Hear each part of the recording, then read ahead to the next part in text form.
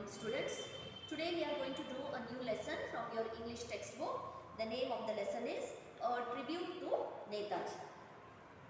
So, in the late 30s and early 40s of the last century, we fought for our freedom. So, we all know that we were enslaved. Enslaved means causing someone to lose their freedom. We had lost our freedom. We had lost our independence to the Britishers. So, we were ruled by the Britishers in the late 30s and the early 40s, and our Indians were fighting for freedom. We were fighting for our freedom. Some of the great leaders like Mahatma Gandhi ji, Subhash Chandra Bose, Nana Sahib, Mangal Pandey, then there is Bhagat Singh, Sukhdev, Lala Lajpat Rai, Bal Gangadhar Tilak, and some of the even Sardar Vallabhbhai Patel, and some of the even women freedom fighters were there like Rani Lakshmibai, Kittur Rani Channamma. These all have fought very bravely and to give independence to our country, to make India a independent and a free country. So, Mohandas Karamchand Gandhi and Subhash Chandra Bose, they each led us in their own way to achieve the freedom. Bose said, asked the Indians to give them, to give their blood, and he said he would give them freedom, whereas Gandhiji promised freedom without any violence. So, both had different way of fighting with the Britishers. Both had different way of struggling for freedom, and Gandhiji was the one who always supported ahimsa, that is non-violence. And Subhash Chandra Bose was called as Netaji. He was popularly called as Netaji, that is a respected leader by the people. So, in the history of India's freedom struggle, the place of Subhash Chandra Bose is very important. It is very unusual. He was the leader who thought of fighting the cruel force of the British by the armed forces. So, he had a very wonderful organizing capacity. He was a very good organizer, and he could raise a modern army of about 75,000 men and women, and he inspired them, he encouraged them with his intense patriotic fervor and a burning desire to free their enslaved motherland. So, he had a wonderful organizing capacity. He could raise an army of 75,000 men and women, and he inspired them, he encouraged them with patriotic spirit. Patriotic spirit means having or expressing the devotion to support one's country, or patriotism, love and respect for one's country. And he had a burning desire, he had a very strong desire to free India from the clutches of the Britishers. We were like slaves in the hands of the Britishers. Seeing to the condition of the Indians, Subhash Chandra Bose developed an intense patriotic spirit in him and a very burning desire, a strong desire. He wanted to see India as an independent country. He wanted to free the Indians, he wanted to free his people from slavery.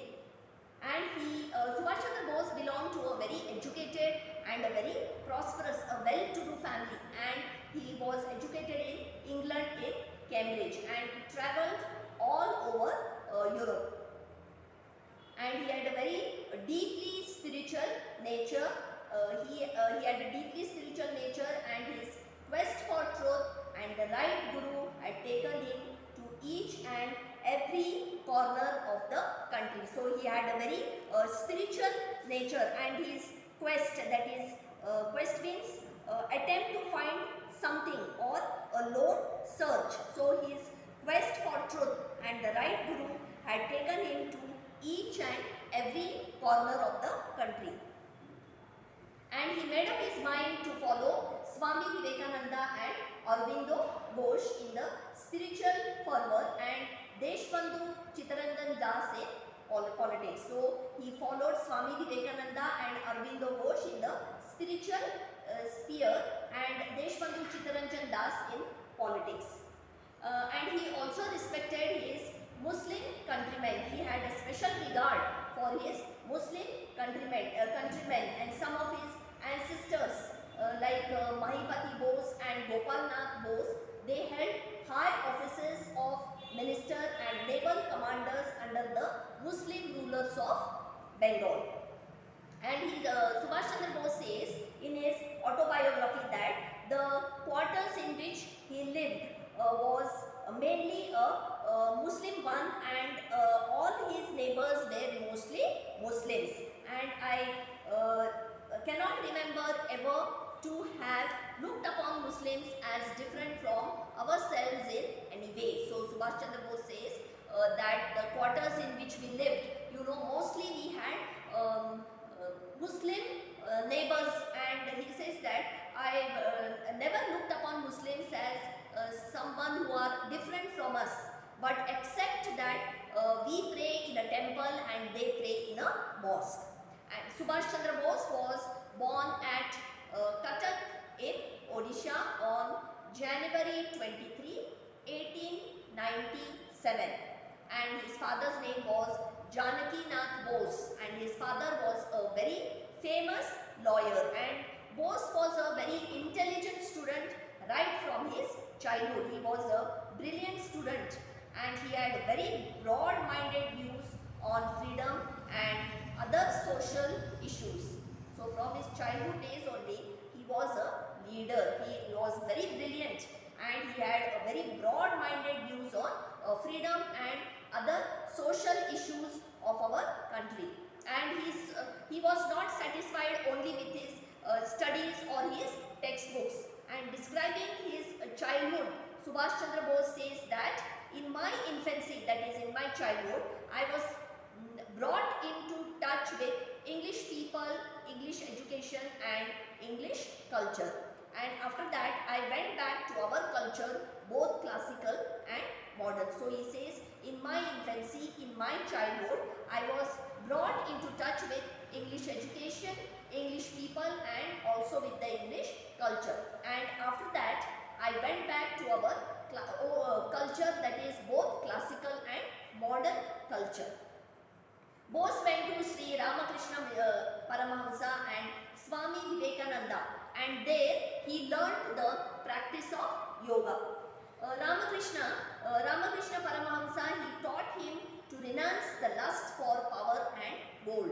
So Ramakrishna Paramahamsa, he taught him to renounce, that is renounces to give up the lust, that is greed for power and for gold.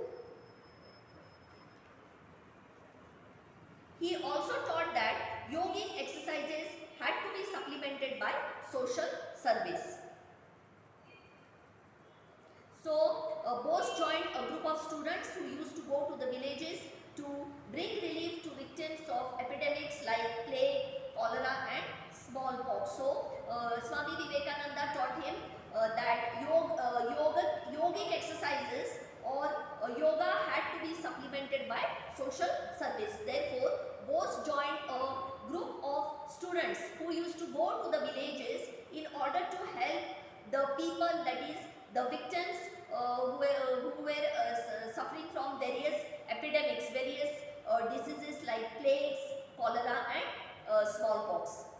Bose had a rebellious and independent spirit, and that was apparent from his earliest days. Rebellious means he was very disobedient. He had a very strong power, disobedient and hard to control. Rebellious is disobedient and hard to control. So from the beginning he had a very rebellious and an independent spirit, and from his earliest days only we could see this kind of attitude or behavior in him. In the Presidency College, Calcutta, he organized a student strike to demonstrate against an English professor who had insultingly pushed away an Indian student. So while he was in the Presidency College, while he was studying in Presidency College at Calcutta, he organized, he was the leader of that students strike who had, and it was against an English professor